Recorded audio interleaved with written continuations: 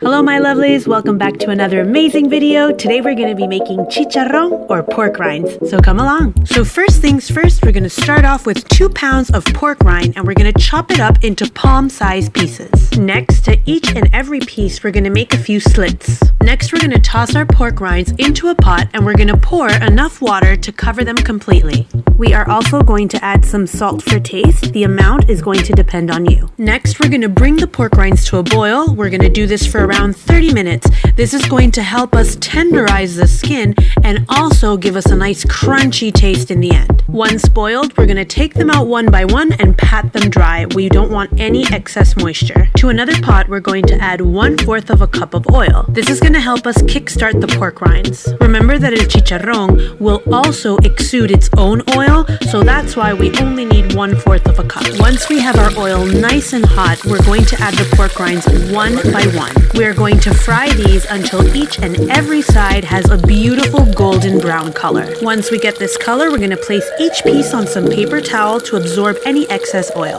And voila, we have our delicious crunchy chicharrón or pork rinds. Let's go ahead and listen to the heavenly crunch.